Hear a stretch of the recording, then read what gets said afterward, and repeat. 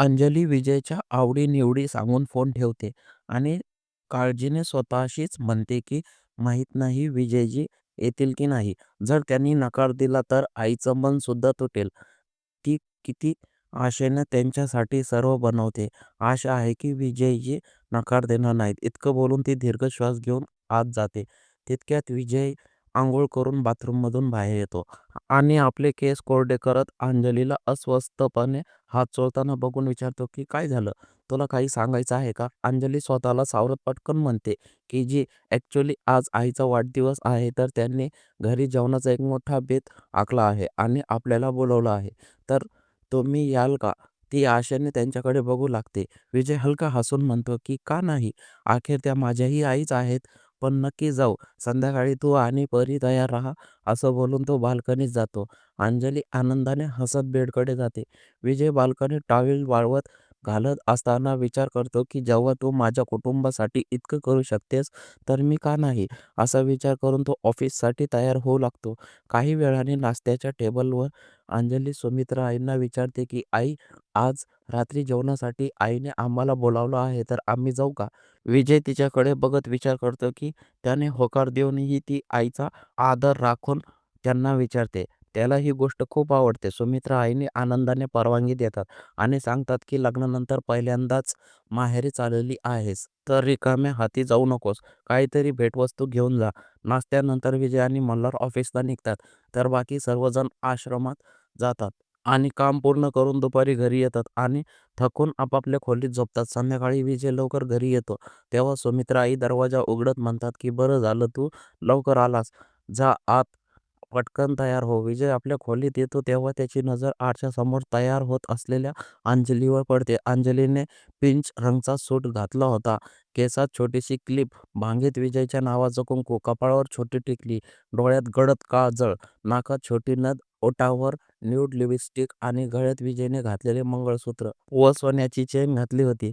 तिला अशा रूपात बघून विजय काही क्षण तिच्याकडे बघत राहतो. आज अंजली काहीतरी वेगळीच आणि सुंदर दिसत होती, ज्यामुळे विजयची नजर तिच्यावर हटत नव्हती. अंजलीला कोणीतरी बघत असल्याचा भास होतो आणि ती मागे वळून त्याला बघून हसून म्हणते की "तुम्ही आलात, जा कपडे बदलून घ्या, तोवर मी पाणी आणते." असं बोलून ती तिथून निघून जाते.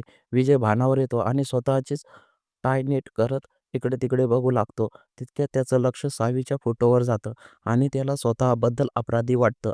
तो सावीच्या फोटोसमोर जाऊन मनातच म्हणतो की "सॉरी सावी, मला तिला असं बघायचं नव्हतं, पण ती आज खूप वेगळी दिसत होती, म्हणून नजर गेली. तुझी जागा कोणीच घेऊ शकत नाही." अंजली पाणी घेऊन येते आणि विजय पाणी पिऊन तयार व्हायला जातो. काही वेळाने विजय तयार होऊन खाली येतो. अंजली परीला कडेवर घेऊन सर्वांचा निरोप घेते आणि विजयच्या मागे चालू लागते. बाहेर आल्यावर विजय कारचा दरवाजा अंजलीसाठी उघडतो. अंजली हसून आत बसते आणि ते शिंदे निवासस्थानी जायला निघतात. परी उत्साहाने खिडकीतून बाहेर बघत असते. अंजलीलाही पहिल्यांदा आपल्या कुटुंबासोबत विजय आणि परी बाहेर आल्यामुळे खूप आनंद असतो. वाटेत विजय मार्केटमध्ये कार थांबवतो आणि परीला स्वतःच्या कडेवर घेऊन अंजलीला म्हणतो की "इथे गर्दी आहे. तुला परीला सांभाळणं कठीण जाईल, म्हणून मी तिला घेतो." ते आईसाठी गिफ्ट घेतात आणि पुन्हा निघतात. विजय डॅशबोर्ड उघडायला सांगतो आणि अंजलीला त्यात सोन्याचा हार बघून आश्चर्य वाटतं. ती म्हणते की "इतकं महागडं गिफ्ट आणायची गरज नव्हती." पण विजय म्हणतो की "त्या माझ्याही आई आहेत आणि माझा हक्क आहे त्यांना काही देण्याचा." हे ऐकून अंजलीला खूप चांगले वाटते आणि ती त्यांचे आभार मानते. विजय म्हणतो की "त्याची गरज नाहीये. तू माझ्या कुटुंबाला आपलंसं केलंस तर मी का नाही करू शकत?" ते शिंदे निवासस्थानी पोहोचतात. विजय नेहमीप्रमाणे अंजलीसाठी दरवाजा उघडतो आणि परीला कडेवर घेतो, जेणेकरून अंजलीला गिफ्ट उचलता येतील. भक्ती दरवाजा उघडते आणि त्यांना बघून खुश होते. अंजली आत जायला निघते. तितक्यात निखिल धावत येतो आणि परीला भक्तीच्या हातात घेऊन अंजलीसाठी मिठी मारून म्हणतो की "हॅपी बर्थडे माय बेस्टी." हे बघून मागे उभा असलेला विजय थक्क होतो. अंजली निखिलचे आभार मानते. निखिल तिच्या खांद्यावर हात ठेवून तिला आत नेतो आणि गप्पा मारू लागतो की "मी तुझी किती वाट बघतोय. तू इतक्या उशिरा कशी आलीस?" विजय तिथे सुन्न होऊन उभा असतो. त्याला वाईट वाटतं की आज अंजलीचा वाढदिवस आहे, हे तिने त्याला का सांगितले नाही? कदाचित की याला अजूनही परक मानते असा विचार करून विजयचं मन जड होतं. भक्ती विजयला आत बोलावते. विजय खोट्या हसून सर्वांशी बोलतो. अंजली पाणी आणायला गेल्यावर विजय विचार करतो की जर मी या निखिल समोर तिला हॅपी बर्थडे म्हटलं तर त्याला समजेल की मला तिचा वाढदिवस माहिती नव्हता. मला तिला एकट्यातच विश करावं लागेल. सुजाता आई बाहेर येतात. विजय त्यांच्या पाया पडतो. तो त्यांना वाढदिवसाच्या शुभेच्छा देतो आणि सांगतो की आज तुम्ही कोणतंही काम करायचं नाही. भक्ती अंजलीला म्हणते की तू नशीबवान आहेस की तुला विजयसारखे पती मिळाले. ओम आणि प्रिया परीसोबत खेळू लागतात. निखिल केक कापण्याचा हट्ट धरतो. सुजाता आई नाही म्हणत असतानाही निखिल आणि भक्ती सर्व तयारी करतात. अंजली आणि सुजाता आई मिळून केक कापतात. सर्वजण गाणी गातात. निखिल केकचा तुकडा अंजलीला भरवायला जातो तेव्हा विजय आपली नजर वळवतो. त्याला वाटतं की निखिल तिच्यासाठी जास्त महत्त्वाचा आहे कारण त्याचं जुनं नातं आहे. तितक्यात अंजली केकचा तुकडा विजयसमोर आणते आणि हसून म्हणते की हे घ्या.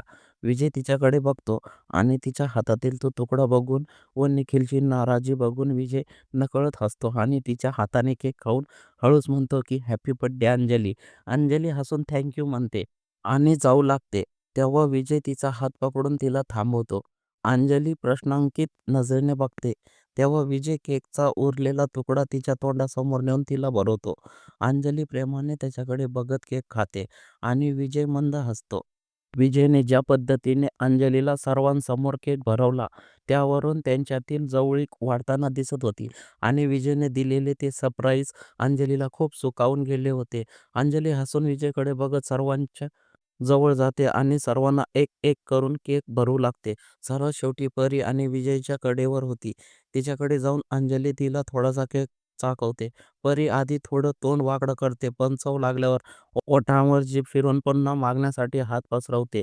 जे बघून अंजली हसते आणि तिला थोडा केक भरवून आईसोबत त्यांच्या खोलीत जाते. अंजली गेल्यावर विजय परीला घेऊन सोफ्यावर बसतो. तेव्हा ओम आणि प्रिया त्याच्याजवळ येऊन गप्पा मारू लागतात. काही वेळाने अंजली बाहेर येते आणि विजयला म्हणते की जरा इकडे या, काही काम आहे. विजय परीला खाली सतरंजीवर बसून प्रियाला लक्ष ठेवायला सांगतो आणि अंजलीसोबत सुजाता आईच्या खोलीत येतो. तिथे सुजाता आई सामान आवरत होत्या. अंजली विजयने दिलेलं गिफ्ट त्याला परत देत म्हणते की तुमचं गिफ्ट तुम्हीच आईंना द्या. विजय सुजाता आईकडे जाऊन गिफ्ट देत म्हणतो की आई हे तुमच्यासाठी एक छोटंसं गिफ्ट. सुजाता आई संकोचाने म्हणतात की बेटा याची काय गरज होती. विजय हसून म्हणतो की का नाही आई? आता काय एक मुलगा आपल्या आईला गिफ्ट देऊ शकत नाही का? हे ऐकून सुजाता आईच्या डोळ्यात पाणी येतं. त्या विजयच्या डोक्यावरून हात फिरवत आशीर्वाद देतात. विजय बाहेर गेल्यावर आई अंजलीचा हात धरून म्हणतात की मी खूप खुश आहे बेटा. तुला इतका चांगला नवरा आणि सासरा मिळालं.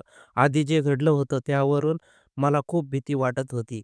पण देशपांडे घरची माणसं खरंच खूप चांगली आहेत. अंजली आईच्या गळ्यात पडून म्हणते की मलाही वाटतं आई तुम्ही आणि दीदी सुद्धा खुश राहावं. जे दुःख तुम्ही सहन केलंय ते संपून जावं आणि तुम्हालाही माझ्यासारखं मनसोक्त हसता यावं.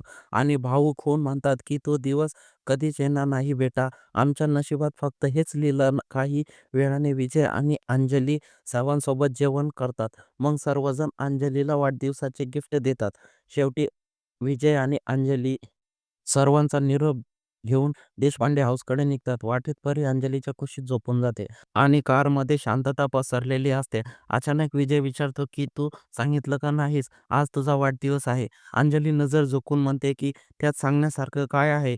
विजय म्हणतो की का नाही सांगायचं, तू सांगितल्याशिवाय मला कसं समजणार आणि तू घरी सुद्धा कोणाला सांगितलं नाहीस. अंजली म्हणते की घरी सर्वांना माहिती होतं की सर्वांनी मला विश सुद्धा केलं होतं. हे ऐकून विजयला स्वतःबद्दल वाईट वाटतं की मी कसा नवरा आहे, ज्याला पत्नीचा वाढदिवसही माहीत नाही. तो थोड्या नाराजीने विचारतो की तू मला आपलं मानत नाहीस का अंजली? अंजली तातडीने म्हणते की असं काही नाहीये विजयजी. खरं तर बाबांना मुलगा हवा होता आणि मी मुलगी झाले म्हणून ते कधीच माझ्यावर खुश नव्हते. त्यांनी कधी माझा वाढदिवस साजरा केला नाही आणि मलाही वाटायचं नाही की आजचा दिवस काही स्पेशल आहे. आज पहिल्यांदाच मी आईसोबत सेलिब्रेट केलं कारण बाबा घरी नव्हते. तिचं दुःख ऐकून विजय हळवा होतो आणि तिची माफी मागतो. तो तिचं मन वळवण्यासाठी विचारतो की तुला गिफ्टमध्ये काय हवं? अंजली आश्चर्याने विचारते की तुम्ही मला गिफ्ट देणार? विजय हसून म्हणतो की हो, अखेर माझ्या फ्रेंडचा बर्थडे आहे आणि इथून पुढे तुझ्या वाढदिवसाची जबाबदारी माझी. हे ऐकून अंजलीच्या डोळ्यात पाणी येतं. वाटेत रेड सिग्नलवर कार थांबते. तेव्हा रेडिओवर रोजाना हे गाणं वाजत असतं. ज्याचे शब्द अंजलीच्या भावना व्यक्त करत असतात. विजय चुटकी वाजवून तिला भानावर आणतो आणि पुन्हा विचारतो की काय हवं गिफ्टमध्ये. अंजली उत्साहाने सांगते की या रस्त्यावरून उजवीकडे वळलं की चाटचं दुकान लागतं. मला तिथला चाट खायचा आहे. विजय विचारतो, "बस एवढंच?" अंजली म्हणते, "हो, लहानपणी मी इथे नेहमी खायचे. आता पोटात जागा नाहीये तर तुम्ही उद्या घेऊन या." विजय हसून हो म्हणतो. घरी पोहोचल्यावर ईशा दरवाजा उघडते. दोघे तिला गुड नाईट बोलून खोलीत जातात. विजय कपडे बदलायला जातो तेव्हा अंजली परीला बेडवर झोपवते.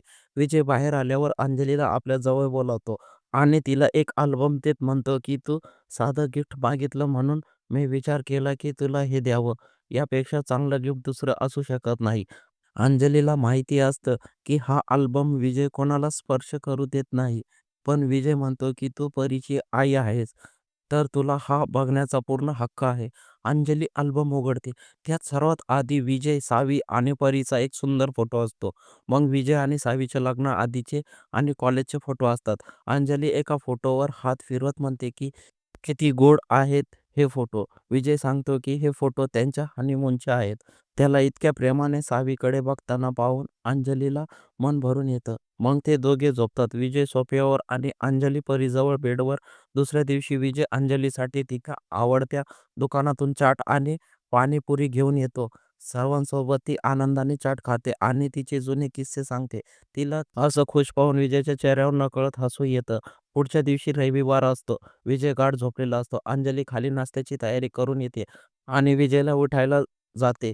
तो उठत नाही म्हणून ती घाबरून त्याच्या कपाळावर हात ठेवते. तर त्याचं अंग तापाने फणफणलेलं असतं. अंजली लगेच खाली जाऊन थंड पाणी आणि कापड घेऊन येते आणि त्याच्या कपाळावर पाण्याच्या पट्ट्या ठेवू लागते.